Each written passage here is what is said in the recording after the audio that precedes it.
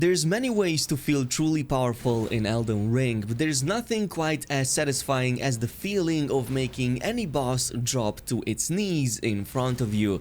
Today we're gonna take a look at one of the most devastating skills in the game and almost a pure strength build that makes it more powerful than ever before, so let's begin. Now this build, I call it the Boss Abuser because that's basically what it does. We're making use of the flame of the Red Mane's Ash of War, which right now doesn't just deal some really great damage, but also stuns literally anything in Elden Ring in no more than a couple of shots. Even the mighty Elden Beast won't be capable of defending itself against the flames of the Red Manes, but that's not all. Because you see, this skill doesn't get its highest damage potential from Faith, even though that sounds quite intuitive, but actually it does so from Strength, especially when you have really high Strength values, in my testing at least 70. So running a quick few comparisons between 70 plus Strength and 70 plus Faith, both with the heavy and the two fire affinities that you can apply with this Ash of War, the high Strength heavy variant always came on top by at least 100 points of damage. So to reach the Ash of War true damage potential with this build, you will want to use the Flame of Red Mane skill on a high Strength build and having the high affinity. This doesn't just give you extremely high spell damage, but also extremely high melee damage, which pretty much makes this the only build in the game that I know that combines both of this and still comes on top. Everything else so far that I've tested has to sacrifice either spell damage or melee damage, but this one has both baked into it. And that's perfect because having a non-magic affinity means we can further buff our weapon and damage to even crazier levels, which also brings us to some of these abilities and weapons. Now for the weapons, I debated for a very long time between the Great Star's Hammer and the Iron Greatsword, both of which are excellent choices, and I heavily encourage you to, well, just use both. On one hand, the Great Stars is simply godlike in PvE, it has a very high innate bleed value, pretty good damage, it has that heal effect when you just deal any damage against enemies, and it scales quite well with strength while still remaining enchantable, which is why you will want to place the Ash of War with that Blood Flame blade on it and pretty much get best of both worlds. The Iron Greatsword on the other hand is just a hidden gem, has faster move speeds and reaches a much higher AR than pretty much most of the other weapons in the game, but the downside is that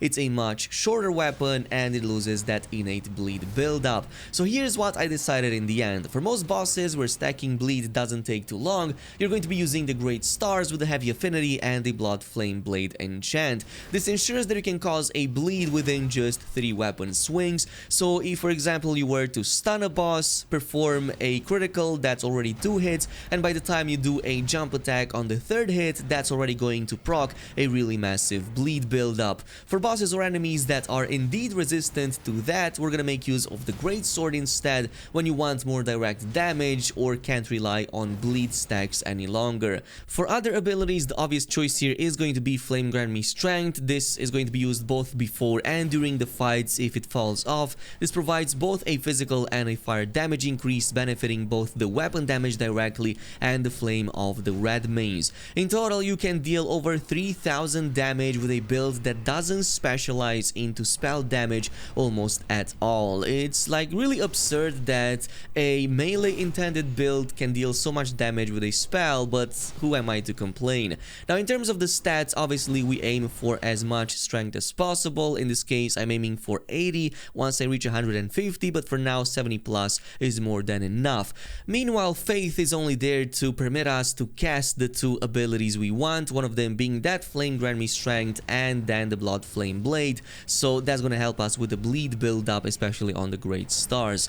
Vigor and Endurance are obviously important for their utility, with slightly more favor towards Vigor as this build doesn't rely on any long range attacks, so you will be up in enemies' faces for prolonged periods of time and you don't want to like die in just a couple of shots.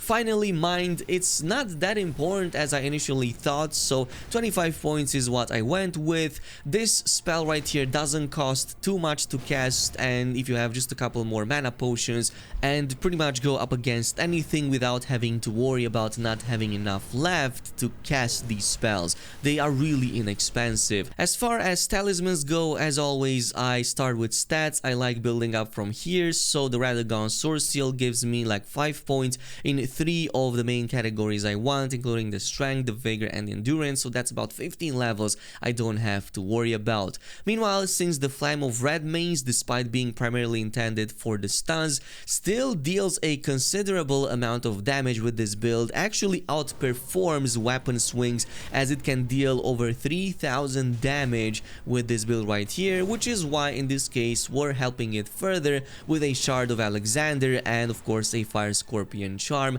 giving it a massive boost over there. I believe like 40% damage increase, which is quite welcomed. From here I've been switching between the Claw Talisman, the Axe Talisman, or even the Great Shield one, depending on if I wanted more jump attack damage, heavy charge attack damage, or simply getting some damage mitigation in case I had any trouble with any boss. Of course, in this case the Claw Talisman might be the best since you also have the option to do jump attacks, case in which I recommend pairing this with the Raptor's Black Feathers for a total of 26% more damage between them. But if you want to like just look more badass in general, the Rotten Duelist set I believe works extremely well with this build. This was previously the God of War build that I made with that Magma Blade. It's still usable by the way with this build, and you can totally switch to it or have it as an offhand in case you also want a different way of providing stuns. That one is actually also a great one with the L2 attack, spam it, spin around, deal damage, and just destroy shields.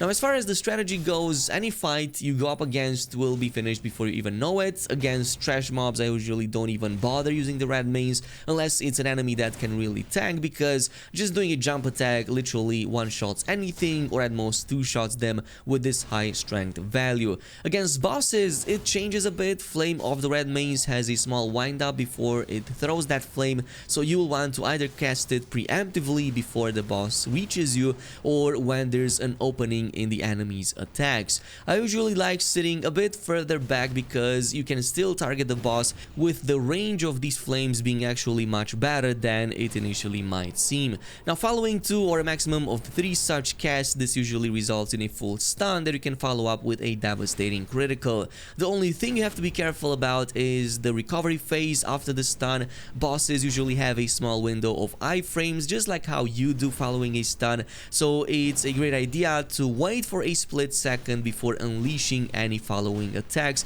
Maybe do a step back and then unleash another one of these flames.